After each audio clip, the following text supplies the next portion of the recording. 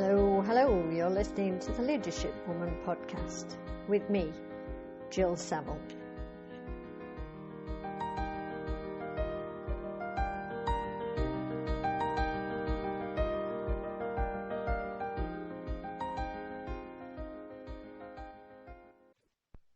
How are you all today? Spring is definitely here. I'm loving going in the woods with. How are you all today? I've been in the woods for an hour with the dog. I'm looking forward to talking about the subject today. Got my first vaccine this week. So what's going on that's positive in your life? Today I'm going to talk about mentoring. I'm going to talk about how you can add value to other people. I may well mention what I do in my groups. And I'm going to start with the quote. Be a river, not a reservoir. This is a John Maxwell quote, and what do you think he means by this? I heard him at one of the conferences, and he always talks about growth, the importance of us being intentional about our growth. But he's also very clear that we need to pass it on. There is really no point in doing hours of reading each week, hours of preparation for anything, and just keeping all this information to ourselves. So that's the purpose behind the title that I used.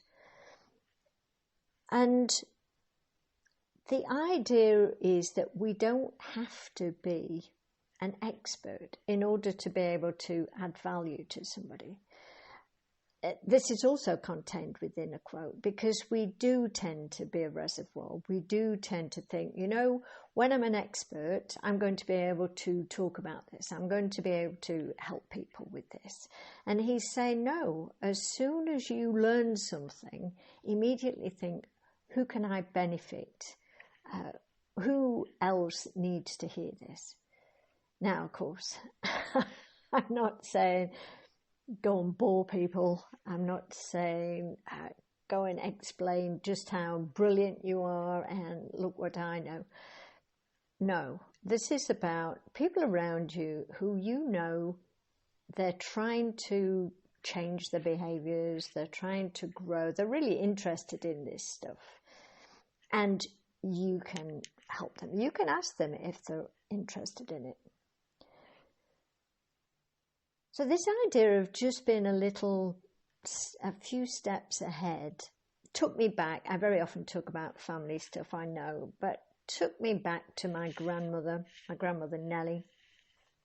Now, although my great-grandmother was still alive until I was 25, 26, our relationship wasn't such that I could have a conversation with her, really.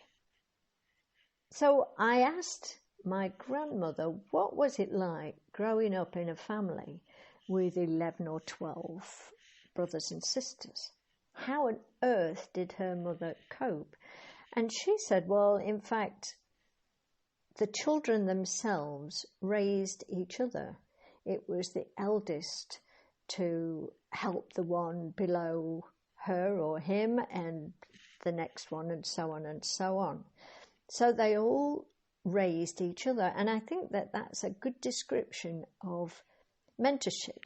They didn't need to be experts. They just needed to know more than the person who was following after. So I thought that might be a little bit of an image. You also know that I listen to Korean dramas, but every now and again there's a quote that I hear, and somebody said, we prefer to follow someone 2 steps ahead than 10 steps ahead. And I thought that fitted into this. So if you're sat there thinking, well, I'm not an expert, then I'm here to say there are people who need to hear, who need to know what you know. Maybe the education system is a little bit faulty because the further you go in education, the more narrow the subject matter is. You become expert in a very narrow field. But we don't need to be at PhD, at doctorate level, before we can start being useful and actually passing on this information. As well as one-to-one leadership coaching, one of the most rewarding things that I do is run leadership groups. And COVID, whilst was quite a negative thing in the world, I think I've said before, from my business perspective, it really knocked down barriers. Now I can run leadership groups and people are sitting in all different countries while we're on Zoom. Whereas before, I would get in the car, I would go into Luxembourg and we would sit in a room. So from that point of view, it has been really beneficial. Two regular groups that I have are the influencer group. This is a small group of, I don't want to say older, more seasoned, maybe, leaders.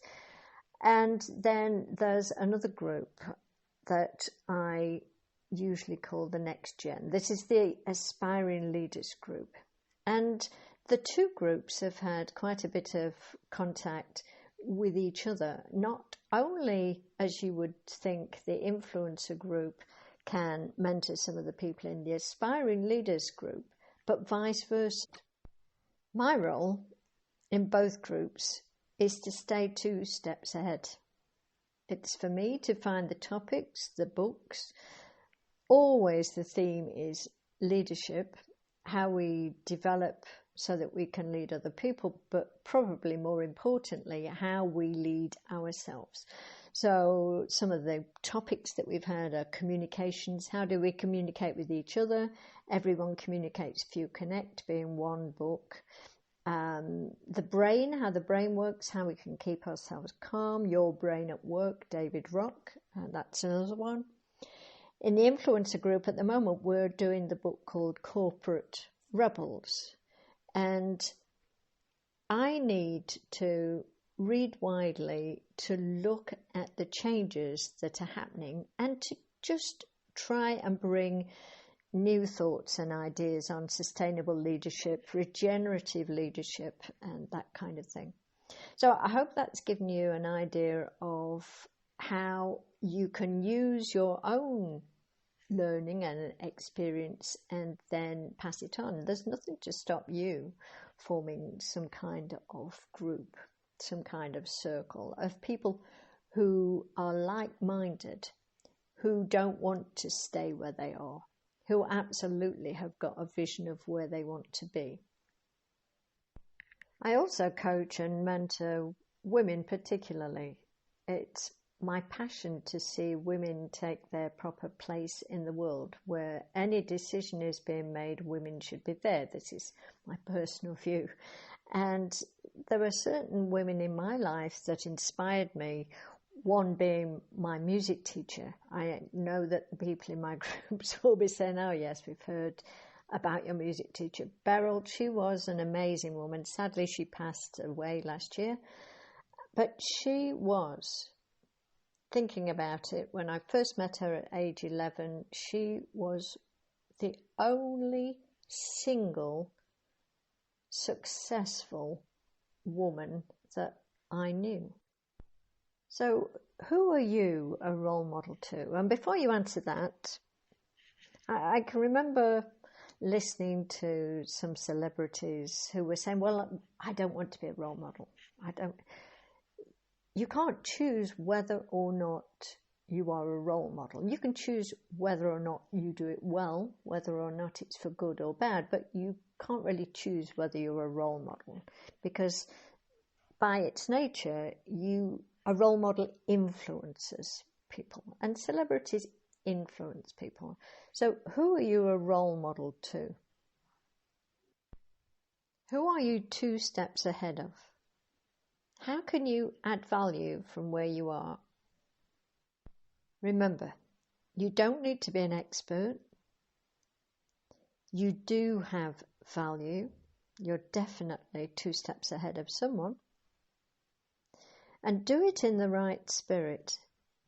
the spirit of adding value to someone, not just showing off everything that you know. So today, be a river, not a reservoir. Thank you for listening.